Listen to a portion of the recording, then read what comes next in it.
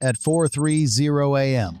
On October 3, 2025, above Pava Oblast in eastern Ukraine, just 40 miles from Russia's border, unfolds the year's largest aerial strike, 35 missiles, many Iskanders, and 60 drones hurtling toward a single vital gas hub.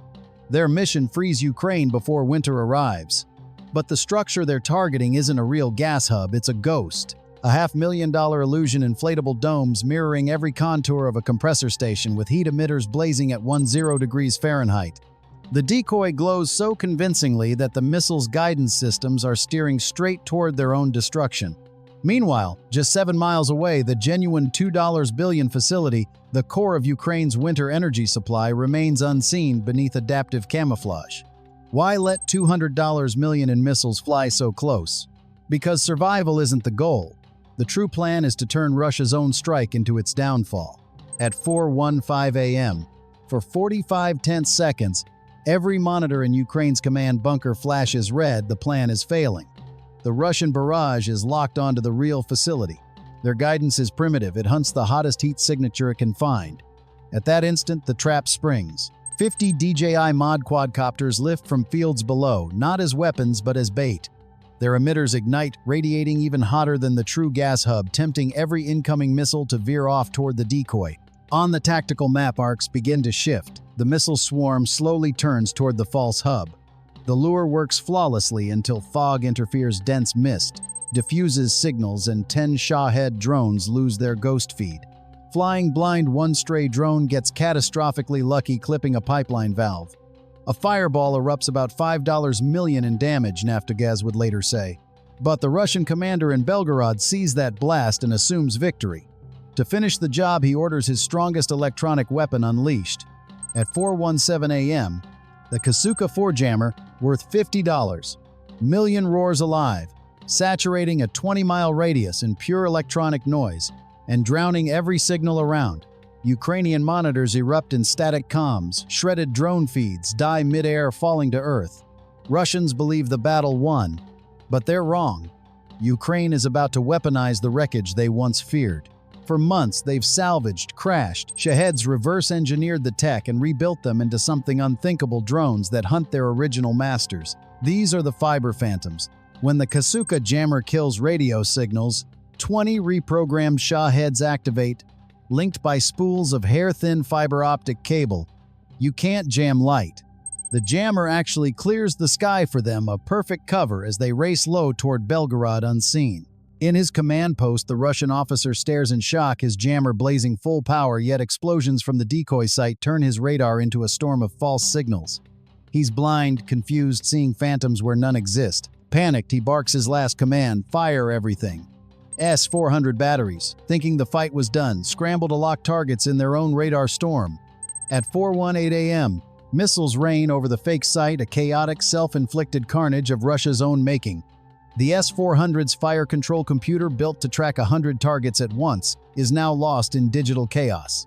It tries assigning priorities to signals, flickering in and out, some streaking at Mach 6, others drifting like smoke, their heat twisting every radar return.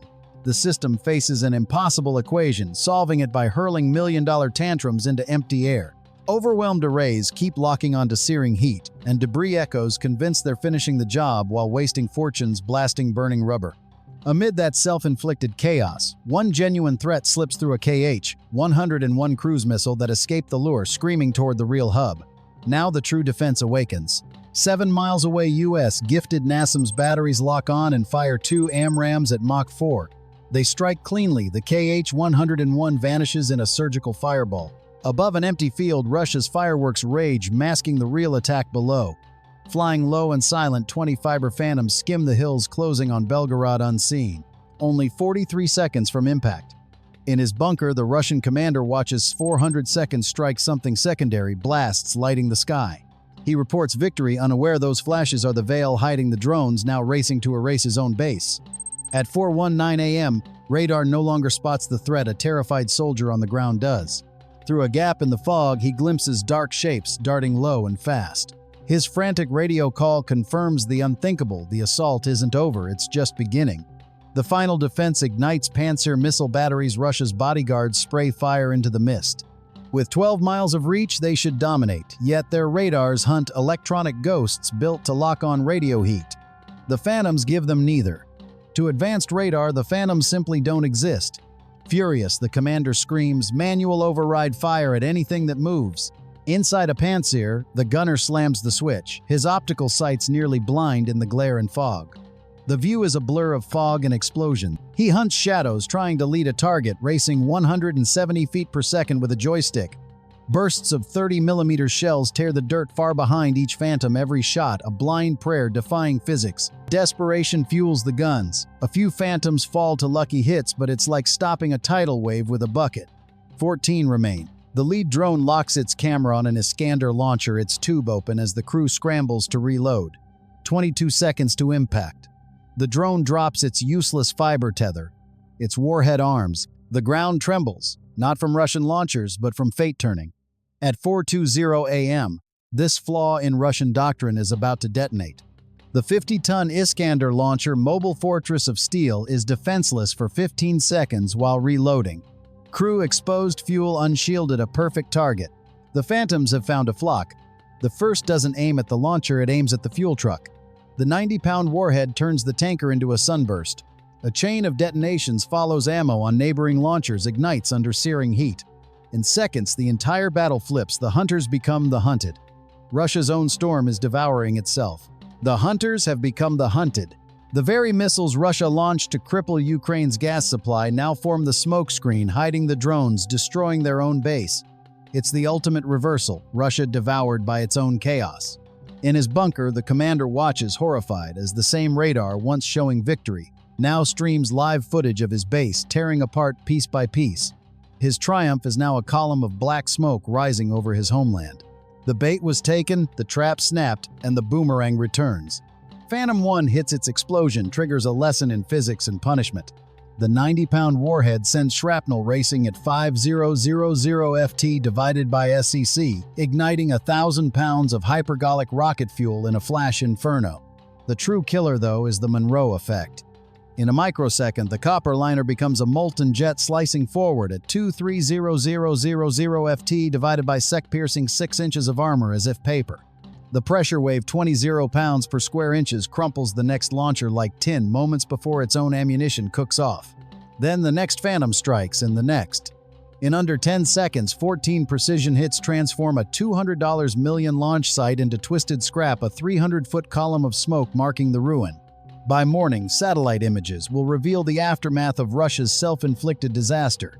In Ukraine, the impact is minimal, a $5 million scorch mark on a single compressor, with Naftogaz confirming 95% capacity, still running, no winter blackout. Across the border in Belgorod, it's catastrophe, a $200 million launch field reduced to ash, 25 missiles and 50 drones lost for one lucky strike. This wasn't about pipelines, it was an act of terror meant to freeze millions of civilians. Yet it backfired spectacularly. Ukraine's grid held, and the failed assault handed them perfect justification for revenge, their gas for Russia's oil and missiles. The loss of Belgorod's launcher site throws Russia into logistical chaos, forcing it to pull remaining Iskanders deep inland. The propaganda war ignites instantly. Moscow claims a technical glitch, the same tired excuse. But undeniable satellite images of the burning base flood every screen from CNN to Kyiv. The myth of an unbeatable Russian arsenal goes up in smoke. For Ukraine, the psychological victory is enormous. Zelensky calls it a failed act of sabotage.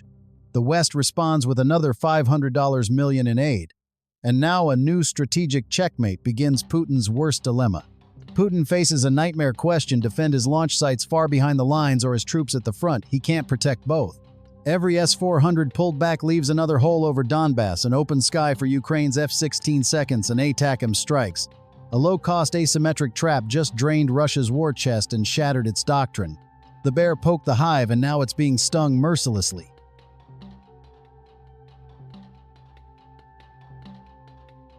What's Ukraine's next move in this deadly chess game? What asymmetric strike would cripple the Russian war machine next? Tell me your plan in the comments below. What would you target next?